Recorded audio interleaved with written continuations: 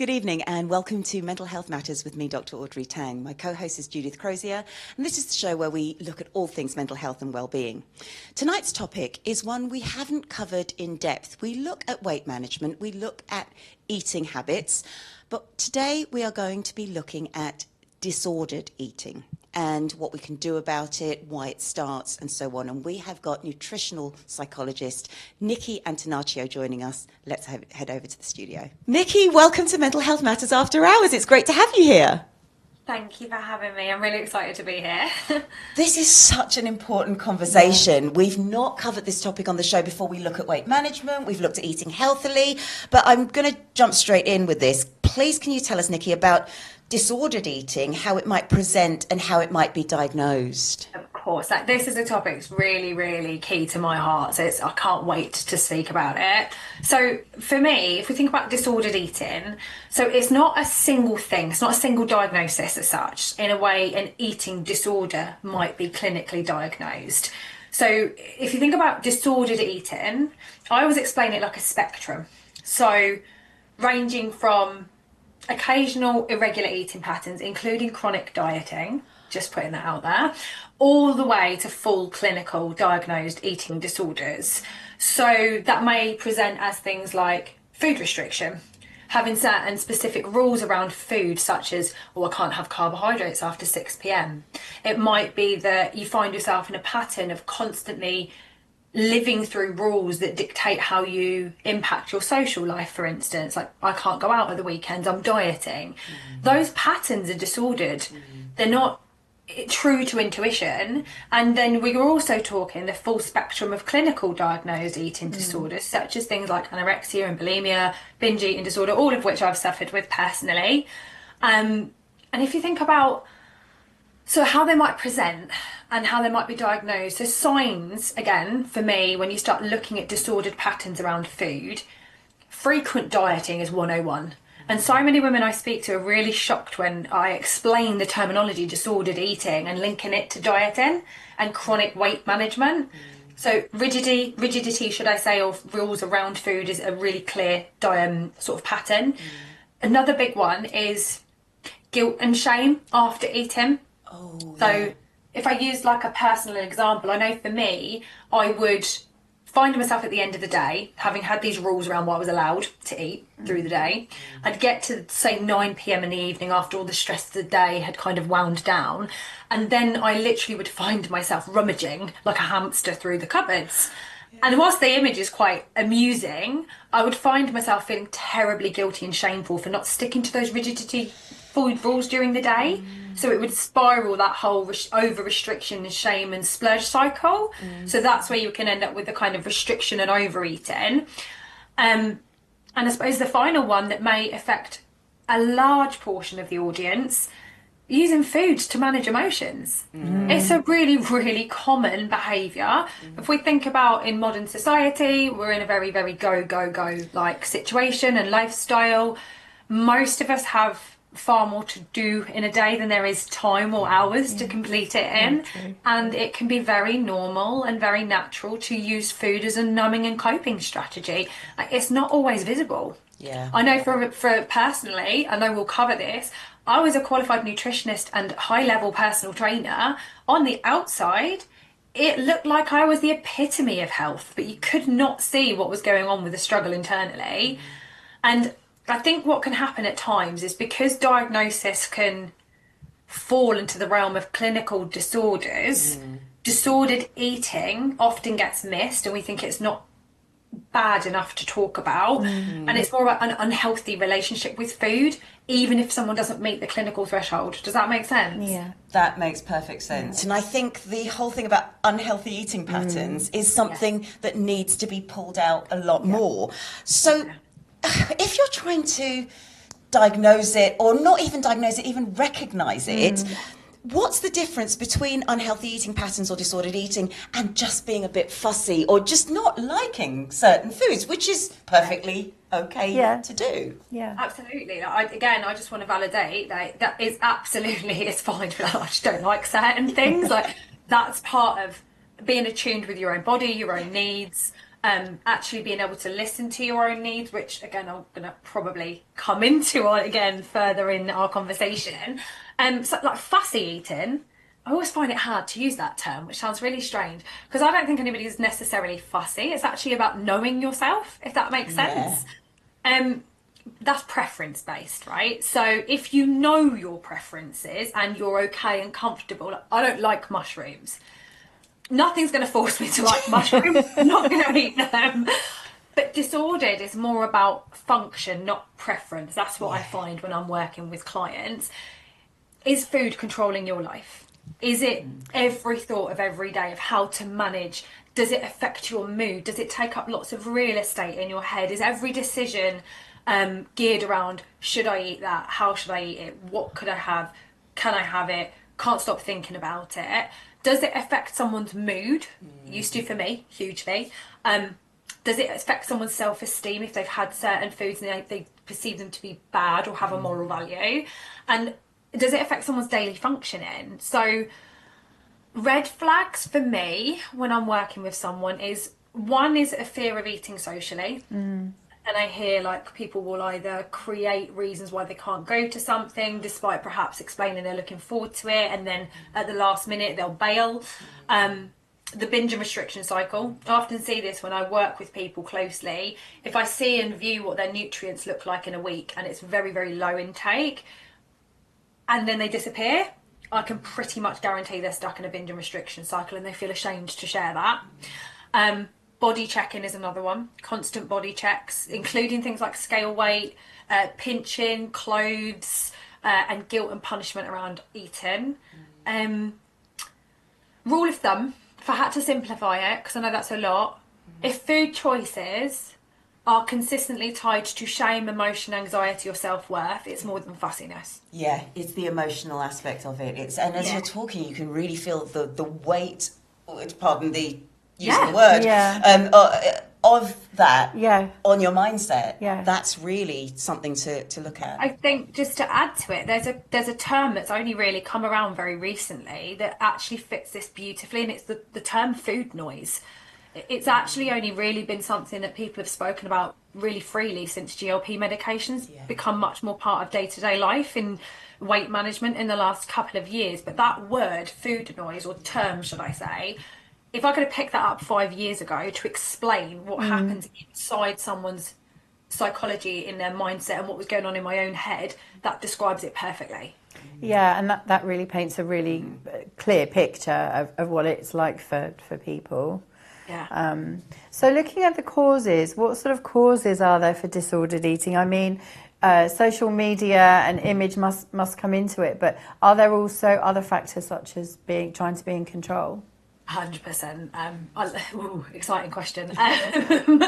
So social media is a huge influence, as is diet culture. So I think that's been exacerbated because diet culture kicking in around the 1930s and 1940s, and now with social media it's blown up. It's been like, it's exploded because it's everywhere, but it's not the whole story, especially not when you're looking at the sort of deeper root cause reasons. It is often about control. Food becoming a protection mechanism or coping mechanism when life can feel overwhelming or threatening. So this is where I start to sort of tip more into my somatic and trauma-informed therapy and coaching side of things. People's unhealed trauma, stress, perfectionism, pressures in things like career, cultural norms, family beliefs around food. Like, when we get to the bottom of it, normally, I would say 99.99% of the time, it's never just about food. It's actually about what food represents for somebody. So if food becomes comfort when they haven't had it elsewhere, and it feels disproportionate and it doesn't match up with what they present to the world, that's where food can become comfort or safety or control or identity.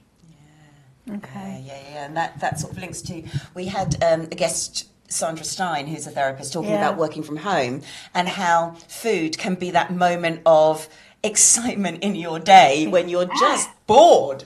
And we don't realise this. And it's about having these conversations to make us recognise what might be going on in our head that's become quite habitual. Yeah, there's a wonderful concept that I learned from Gabor Mate, incredible human being.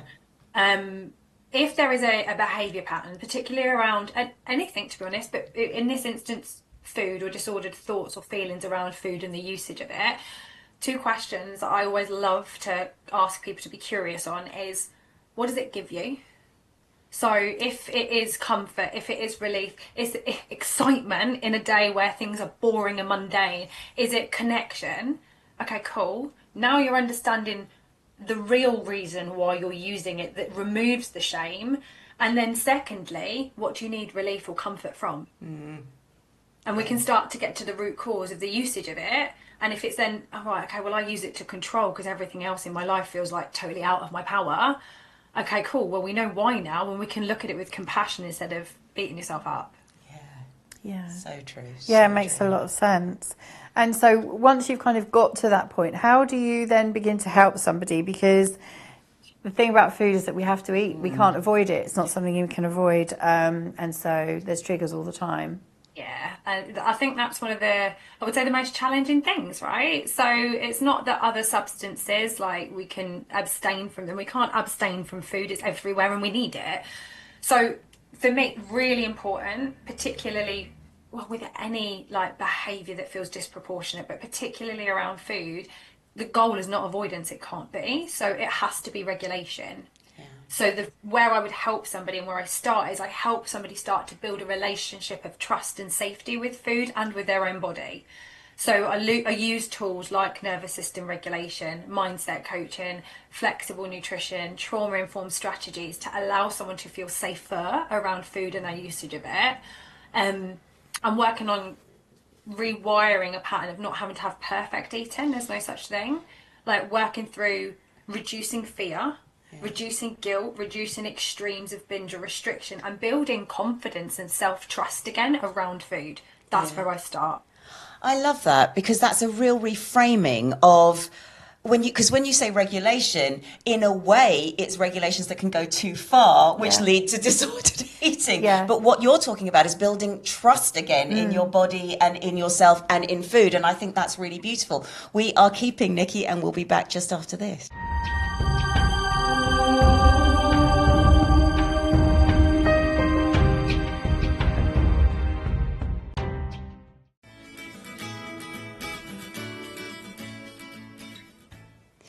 Welcome back to Mental Health Matters After Hours. We're here with nutritional psychologist Nikki Antonaccio, and we are talking about disordered eating. This is a really fascinating conversation. Nikki is really helping us unpack a lot of the mindset and the shame and the guilt surrounding disordered eating, or disordered eating patterns, or unhealthy eating patterns, and talking about how rebuilding trust in our bodies and in ourselves and in food can begin to help heal from those patterns, which were possibly put there through ways which are not necessarily our fault. So this is a really, really good conversation. And I'm sorry I interrupted your first question. No, you haven't at all. It's fine.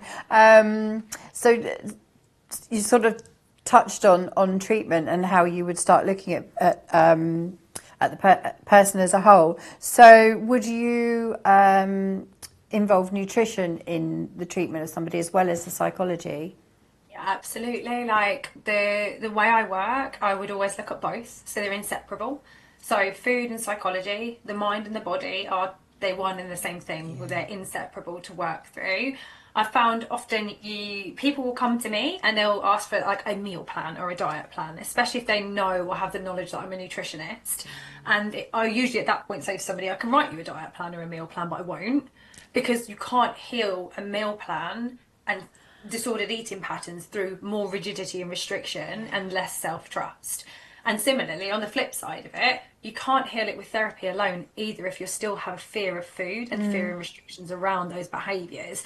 So the work I do with somebody will combine both in a way that doesn't overload their nervous system. So they have gradual drip feed of education, knowledge and nutrition science, psychology, behaviour and nervous system safety. So I blend together drip feeding education at a rate and a pace that the frontal lobes of someone's brain can take in when they're in a logical executive function state. And then at the same time, we'll do the deep work on their psychology, their nervous system safety, healing and health. Because we all know we can have the best intentions in the world, but that logic goes out the window when emotions come into play. So we have to do both together. How many women I speak to say, look, I know what to eat, but I don't know how to do it, and I don't know why I can't stop it. So this blend makes it possible to do both. And just you speaking there, that trust because I think that's why restrictions in a way are comforting for people, because it's that if I don't trust myself around food, then just not having it is the easiest solution. But it's not, because that just feeds into that disordered thinking around it. So with diet plans, like the amount of people say to me, can you write me a diet plan? Of course I can write what's optimal in every essence of the word, right down to micronutrients, vitamins and minerals. But my question's always, but you know that, so if you could have adhered to it, you'd be doing it already. And also it seems like that will be just a sticking plaster. It doesn't get to the root of the cause and the issue. 100%. So you've mentioned that you speak to your women that you treat, but it's presumably not just all women. And also, is there an optimum age where we might be susceptible to this, or does it just affect anyone of any age? It can affect anyone of any age. It's not designated to certain sexes, groups or age groups. Like if you think about, I know my own personal eating patterns popped up in adolescence, should I say, but they were from far before that when I actually look at the root causes. If you think of what's an average adolescent, but an average adolescent, there's a lot of pressure from peers, from social media, tons of pressure from social media to look a certain way, particularly around body image, beauty standards for both boys, girls, everybody now. And you also think about how their bodies are changing so rapidly. That can also lead to a sense of being out of control. I actually used to be it's going to sound really strange compared to the work I do now, I used to be a professional dancer and teacher. So part of my work came from a pattern of disordered eating from years of dance school, learning and realising what that created, and then teaching young women and men and realising that they were really struggling with body image and control. Lumps and bumps are appearing and they don't know why and how to manage them. So over control and restriction with food in those younger years can really become apparent. And then if you move into adulthood, often what I find is that everyday life stresses and pressures that build can often get to a sort of boiling point that then your person in front of you is going, look, this isn't working anymore. The coping mechanisms, the sticking plasters, the wheels are falling off. And then we start to look back at previous trauma. Think about women that have gone through postpartum body image changes as well. Menopause, perimenopause, high pressure careers. Like there's no kind of one size fits all with this. You've got hormonal shifts, identity changes, old diet history popping up. And like you say, it's not just women, like men are affected, especially with body image, muscle dysmorphia. Again, part of my history and background is as a professional athlete and bodybuilder. So that fitness culture, it's ingrained. The only difference you find is women are more likely to seek help than men. Okay. Oh, that's really interesting. Yeah, really interesting. And yes, I can absolutely believe that. And I also am pretty sure there's statistics that back that up. Yes. I don't have them to hand, but there are statistics out there. I need to dig them out. Yeah, no. I am absolutely sure you're right. And I love your Facebook page has a beautiful post on it which says stop dieting and start healing. And I just think that's so supportive and so positive. But for somebody who has, maybe this will be a personal question if you didn't mind, who's been brought up in that world of you must look like this, otherwise you're not going to get cast or chosen or whatever. How do you start the healing process from already thinking, yes, but that is my pathway? It's overwhelming. This all links to everything that's really close to my heart, my own personal journey. This is why I do this work. But psychology is everything. And should I go as far as saying your beliefs and your nervous system are everything? So what I found with, you're in an audition room. If you don't look this way, you're not good enough. If you don't get this job, what does that make me mean about myself? I'm not good enough. If I can't be a size 8 or what, I'm not good enough. So there's all these inner childhood wounds that are getting triggered and activated and irritated. And those coping mechanisms for me personally were around then over restriction, disordered patterns around food and body image, including over exercising. So that was also a form of disordered patterns around health and well-being. But diets fail because they ignore the root cause of why somebody doesn't feel good enough if they can't have this unrealistic beauty standard or body standard. So emotions, beliefs, nervous system dysregulation, that's where it starts with. Because healing for me begins with awareness. So noticing patterns that pop up without judgment and getting curious on them.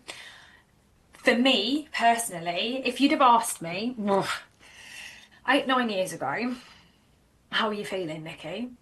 I'd have said anxious and stressed. They would have been my first two comments. Okay, cool. How does anxiety and stress feel, Nikki? I don't know. Where do you feel it in your body? I don't. It's just my thoughts are racing. I haven't got a clue. I was completely disassociated from the neck down, and that meant I have absolutely no recognition of my hunger cues or appetite cues.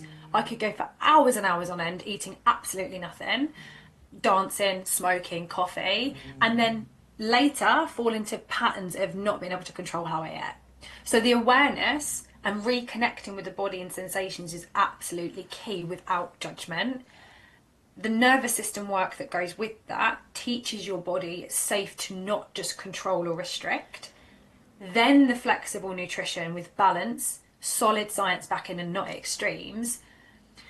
Because it's a really lovely concept I heard a few weeks ago, and I can't claim it as my own, but food freedom isn't about eating everything, but you can have anything. I love that. Yeah. And knowing that it's okay to do that, not just cognitively, but not having a feeling or a reaction or a sensation that you go, no, I can have the ice cream, and not going, oh, on the inside. Yes. You have to be able to recognise that the oh is happening before you even realise there's a disordered pattern around it. Yes, that is very, very true. And I think you just get that illustration of being cut off from your body is something that, again, a lot of people, it will resonate with them, even if they haven't quite connected that is happening to them. Because I know we see it in our own friends. A friend of mine is dealing with bereavement at the moment. She doesn't eat because she's dealing with all of the other stuff that she has to do. She will only eat if other people are around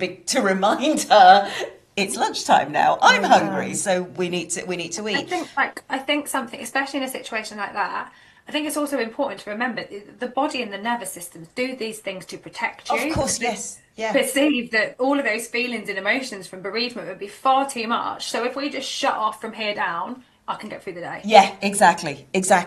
And when you've got lots to do because of all the administration that happens, you need to get through the day. So there is that. I think there is something that the 21st century world has to answer for as well. Yes. So as somebody is now going through that healing process, I think there are problems with some of the old ways of measuring success, like BMI and things like that, because there's cultural implications with that. Yeah. There's things like if you're a bodybuilder, then of course you're not going to fit within that particular thing. So what could we be using to keep a bit of a, I guess, check and balance, but not in a overly restricting and overly, I guess, dogmatic way? What can we use to be aware? I'm also going to comment on the BMI side of stuff, because it might surprise you. It is a blunt tool, and I don't take it as gospel. It doesn't account for things like muscle mass, which you've just referenced. It doesn't account for ethnicity, which does change it. Exactly. It doesn't account for hormone shifts or overall well-being. But that being said, I'm going to use an extreme example with, say, somebody like a bodybuilder that does have a larger than muscle mass than normal. If we look at it through context, it's a measure of your mass against what your height to weight ratio should be for more optimal health. If you take into consideration, say, like how your cardiovascular system has to pump blood around your organs. Right. Whether that mass is from body fat or whether it's from an excessive amount of muscle, your heart still has to pump blood around a larger than normal mass. That's true. Very interesting. That's an extreme, but if you think about it in those terms, I've heard a lot of athletes, bodybuilders say, yeah, but it doesn't matter, my BMI is too high. you're still putting your heart at risk. Your mass is way bigger than normal. Really good point. Yeah. Really good I point. never thought about it like that. Yeah, so it is a blunt tool and it's antiquated, but there's some benefit if we start to look at I've heard it said multiple times, this is why I'm using this example, that but it's fine if my muscle's higher, so my BMI doesn't matter. It doesn't in some respects, because it doesn't take into consideration all the things like ethnicity, hormones, all of those things. But there's still an element to look at in some respects. Yeah. But that being said, what I tend to encourage more is like a more holistic approach to a person, right? So if we don't just medicalise it down to like BMI, weight, etc., start looking at things like mood stability, how someone's sleeping, their energy levels, if they are training, strength and fitness markers, menstruation consistency for women. I had a period amenorrhea for 8 years. I thought I was lean and fit and healthy, and I didn't have a period for 8 years. And then things like relationship with food, like some of the main key markers when I start working with someone, beyond measuring things like fat loss and BMI, is, are they happier? Are they sleeping better? And have they got more energy? Yeah. Very straightforward. Basic markers, aren't they, that we can look at? And actually basic ones that you present with. Yes. Just simply, you just look better. Yeah, that's true, yeah. Health, we can't just quantify health down to numbers. I love science, I love metrics, I love data, but we can't just simplify it down to that. It's an oversimplification when we've got to think about how someone functions and feels every day. Yes, it is. Yeah. Absolutely right. That's a very, very good point. Yeah. How long, and this is a big open-ended question, can recovery from disordered eating take, or is it one of those things where you just got to be aware and look out for when things change? Yeah, you're right. It's not a quick fix. Like, this isn't go and do this one thing and it'll be done. Yeah. Unfortunately, I wish I could wave a magic wand and say it was, because I know it's not nice. Time depends on your own personal history, what you're working through, any previous trauma that you want to work through or address, and if that's affecting your behaviours, and the support systems you've got around you and the access to what kind of support you get to work through it. So think of it like, what do I say normally? So think of it like layers, right? So there's the unlearning, even before that, there's awareness first, then there's the unlearning, then there's the rewiring, and then the rebuilding. And I think it's important, I think most people would accept this with, say, like health or fat loss. Recovery is not linear either. So it's not a straight line. Like, I've started this process. I think we would all accept that any of us that have ever tried to lose a bit of weight in the past, you know what the scales do. They kind of wiggle. They never go in a straight line, right? Healing from disordered patterns or eating disorders is exactly the same. Setbacks are actually part of the healing process. But often when we're in the thick of one of those setbacks, we feel like it's all unraveling and it's not working. But then with the right support, you can see changes in months. But really deep, long-lasting change, it can take years. I think it's a lifelong journey when you realise as well yourself personally. If it's something you're going to work through and personally develop, like, the goal again is, it's not about fixing yourself. It's about understanding and relearning and finding more freedom, more peace and more trust with food and well-being. And I think that you make the point really, really well, in that it shows why the psychological change is needed alongside the nutritional ones, because the setback, if you haven't got the strength psychologically, it becomes quite difficult to then continue with the healthy patterns that you're developing. We're keeping Nikki. We will be back just after this. Our passion for coffee goes way beyond the cup. We believe in a fair production chain in which each coffee farmer plays an essential role. We are proud to support our communities and promote environmental sustainability. Bedford Coffee Roasters guarantees an exceptional experience for producers and consumers. Join us on our journey to extraordinary coffee, where quality, sustainability and fairness come together to create an experience unlike any other. Ground with passion, served with pride. Bedford Coffee Roasters, coffee worth drinking.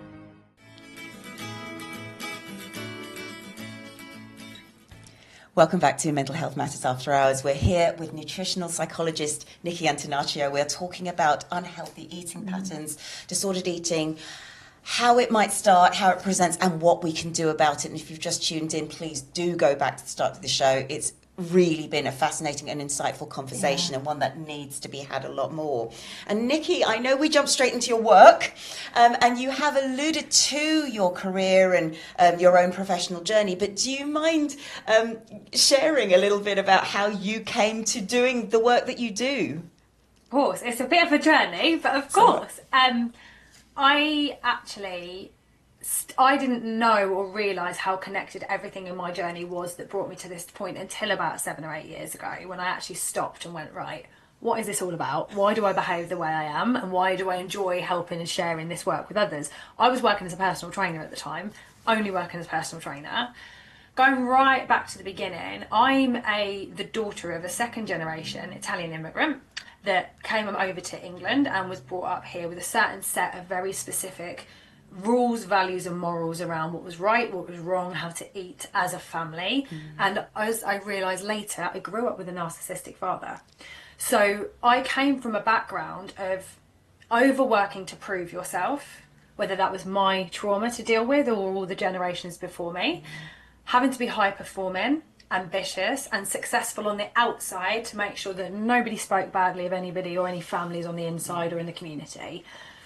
Underneath that, I struggled hugely with people pleasing, perfectionism, wanting to get affection and validation from my very emotionally absent father.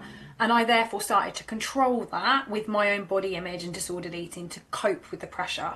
So whilst I couldn't manage and cope with the emotion dysregulation going on in the household, as young as 10 or 11 years old, I remember doing sit-ups in my bedroom to try and get rid of my tummy. Wow. And I also remember trying to count calories at about 9 or 10. Oh, gosh. Wow. I remember going to a female doctor with my young mum. She must have been about my age at the time, 37, 38, because she had me in her 30s. And I had stretch marks, like as most pre-teenage girls do as they start to grow. And we walked into the doctor's office and the female doctor looked my mum in the face and said, she's fat. No. In front of a 9 or 10-year-old girl. Oh my gosh. So you can imagine what spiral that's... Oh, yes. Right?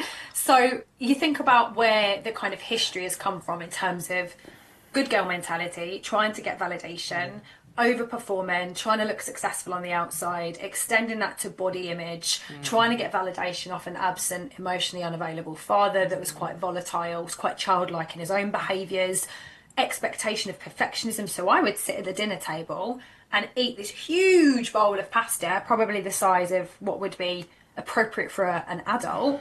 I was an overweight child. So then I moved into trying to restrict my food intake.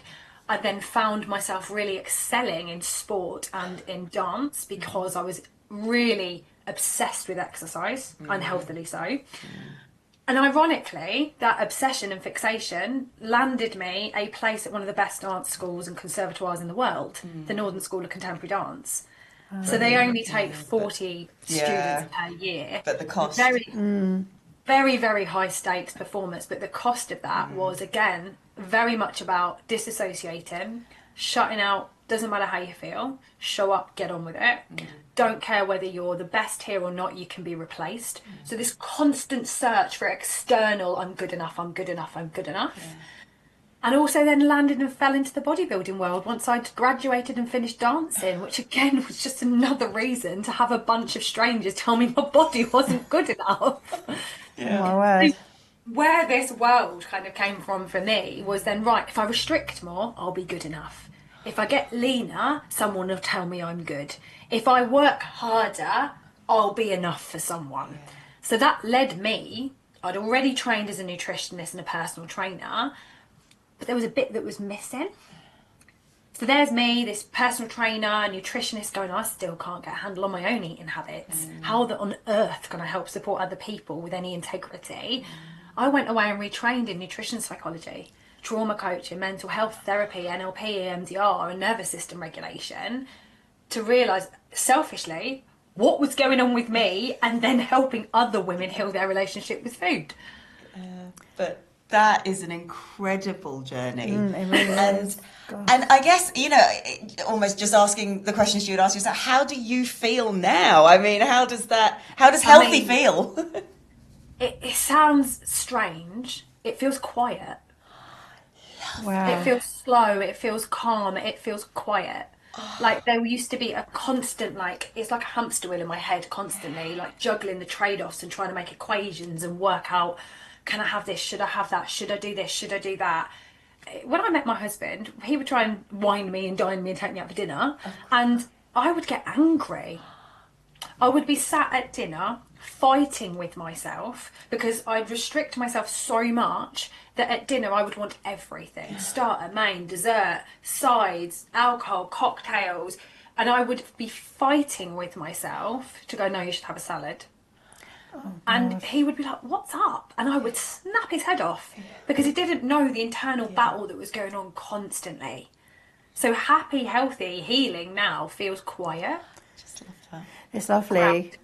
Yeah, it feels calmer. It's beautiful. And again, you're illustrating so nicely what a lot of our guests, when they share their life story, they will say as well, the amount of effort that's going on in their heads to sometimes even show up, it just shows really what the struggle with mental health and mental ill health can be. So I love the quiet, and I guess I'll run these next two questions in together. There's a lot of noise outside our heads. There's a lot of buy one, get one free. A lot of, it's actually cheaper to buy junk food. There's a lot of things that society carries on shouting at us. How do you navigate that when you have been able to find that inner peace? Compassion's always key, and awareness. So I know I used to really beat myself up, and I know a lot of the women that I work with and speak to, they have very self-criticising inner dialogue and inner self-talk. Self-compassion's always key, and I try to remind clients, marketing is designed to exploit your psychology, not reflect your worth. So it's designed to pick on your vulnerabilities, particularly for women, and with food in particular. If you eat this, you'll look like this supermodel. If you buy this cream for your face, you'll look like this celebrity. Yeah. If you don't, you're not good enough, right? So with food, it becomes about balance. So yes, there's offers, but it's also around them being able to slow down enough to be responsive to what's going on in front of you instead of reacting, which marketing and psychology try to play on impulsivity and reactivity with lots of colours and flashy lights and bits and bobs. And this is the building resilience part with your nervous system, because if you can learn to pause and slow down, regulate and respond from a place of empowerment, not impulsivity or compulsion, helps you stay in the driving seat. And again, I think the other thing, like you said, is access to junk food, really and irritatingly, is a lot cheaper to buy. And so then you do have this issue, sort of socioeconomic issue, that access and privilege are issues. I don't know if you're familiar with all the studies that went on with like Coca-Cola in the tribal villages, but when they started supplying the villages with Coca-Cola for the workers, diabetes and obesity went out of control, but it was something they had easy access to. And even Nestle sending their boats into the local villages for the workers, it is often cheaper to buy ultra processed food, and that is a systemic thing. It's not an individual failing. Like, I know we're all getting it rammed down our throat as well on the flip side of things in social media. Don't buy ultra processed food. It's hard to do that. It's everywhere, but you can take some agency over making little accessible shifts you can do yourself personally. Stuff like your bulk cooking.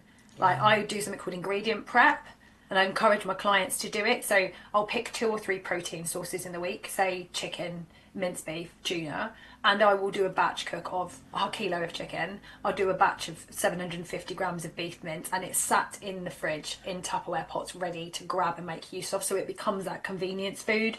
I can throw it in with some passatas and pasta, and I can make food very quickly. And we need more, this is the bigger thing, but we need more education and policy change. But on an individual level, there's work that we can do without adding shame on top of the stuff we're already ashamed of. I think that's right. I think shame's the issue, isn't it? Really? Yeah, definitely. And so across our lifespan, what are the different issues with food that we might face? So biggest start point is childhood and the formative years. We do form a lot of our beliefs around food from our parents and around our caregivers, particularly in the formative years, sort of like between 2 to 7 to 10 years old. So around there, that's where we're going to pick up most of our cultural beliefs and food beliefs around parents. I know I watched my mum diet for years. Yeah. Jenny Craig, swimming clubs, Weight Watchers, and trying to manage her own food intake with an Italian husband. You know, she's eating a salad and he's having pasta. You absorb that as a child. Yeah. Then when you move into adolescence, I know I touched on this earlier, but stress eating's a thing for adolescent teenagers, and body image. And again, I've said this previously, I have a 14-year-old niece and I would not want to grow up in the TikTok era. I really wouldn't. Some of the images she shows me and the concept of what these girls look like even at 14 years old, they look like supermodels that would have been 21, 30-year-olds when I was younger, and they're trying to attain these unrealistic beauty standards with their bodies. Postpartum is a huge one. So for women with body changes, lack of time, and they lose their identity, like that's a huge place, because there's a lack of time.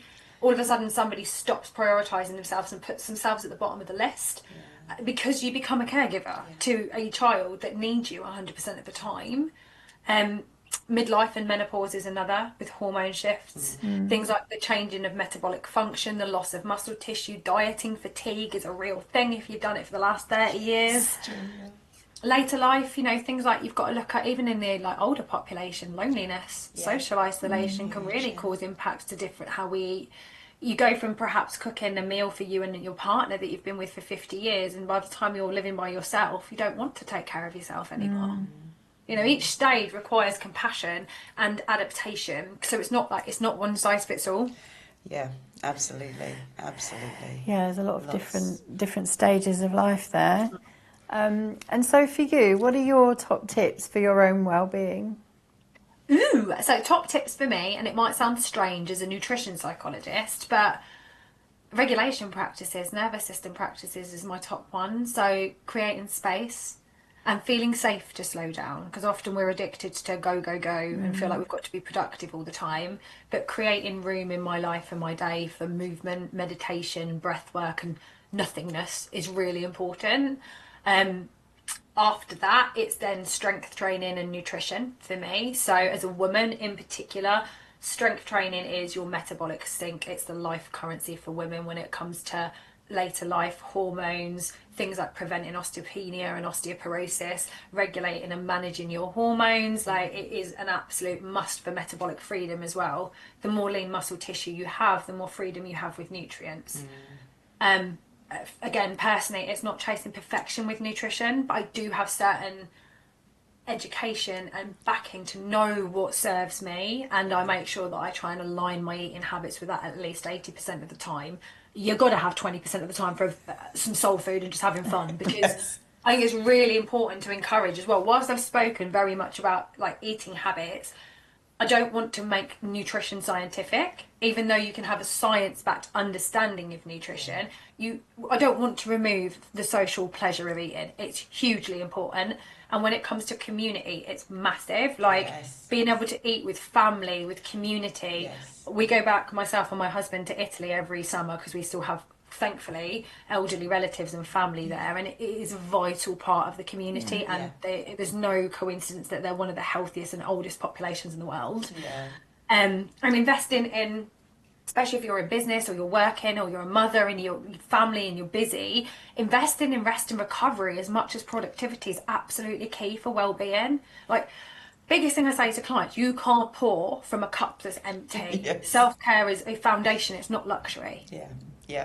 Couldn't agree more. No, some great tips there, thank you. This has been great, Nikki. Where can we find out more about you? Mainly Instagram and on social media. So my Instagram handle's Nikki Antonaccio _women's health. So if you can spell my surname, you'll find me. There isn't anybody else. On my website as well. So Nikki Antonaccio, the nutrition psychology coach. And that's where you can find me, social media and the internet. Oh, lovely, thank you. Brilliant conversation, and we will put those links in the show notes. Nikki, thank you so much. This has been so enlightening, so interesting, and really insightful. It's been a real pleasure chatting with you. Pleasure, thank you. We will head over to Test the Trend.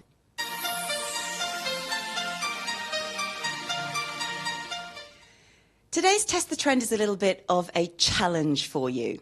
If you want to work on fitness and work on appreciating your body for what it does, not thinking or obsessing about what it looks like, then burlesque dancing may be for you.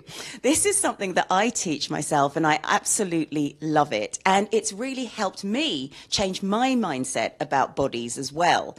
I came from a very theatrical background and I wanted to do it professionally when you are very, very scrutinized for what you look like. And teaching burlesque, I've come to recognize the issues people have. A lot of them resonate with me. A lot of them may even slightly trigger some disordered thinking. However, in doing burlesque every single week, it really helps me focus on the movements, focus on the enjoyment of dance, and just simply let go. So, for today's Test the Trend, I'm going to show you a little bit of an insight into the class and challenge you to give it a go. As a psychologist and a performer, I've always wondered, what is it that inhibits people from giving things a go? What is it about those first impressions that scare you? About a year ago, my colleagues, Patsy, a crisis support worker, and Gemma, a pharmacy technician, started our dance group. Our aim is to get people appreciating their bodies for what they do, not for what they look like.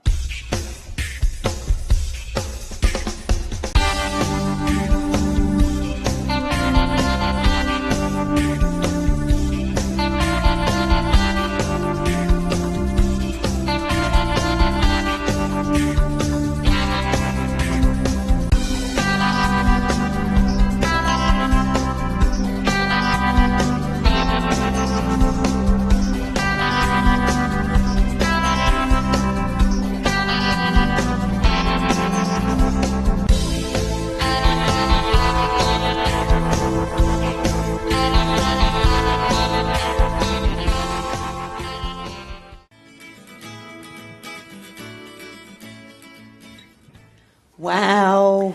That was an amazing discussion. Yes. Absolutely. And one that we need to have because I think, again, very much like all the conversations we have with our guests, it uncovers so much more that we don't think about, and that the headlines, when we talk about eating disorders, not disordered eating, not unhealthy habits, they don't cover that. No. They don't address that.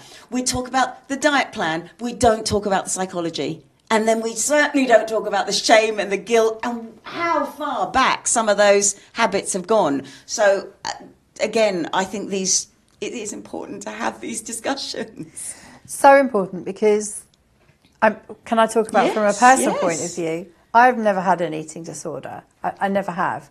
But listening to Nikki, I know exactly my eating habits now are not great. I don't really eat anything until night time, and then I'll just have a big dinner and maybe a pudding. But listening to Nikki, I know where that comes from. You know, I had a not, I wouldn't say terrible, but it was a volatile household.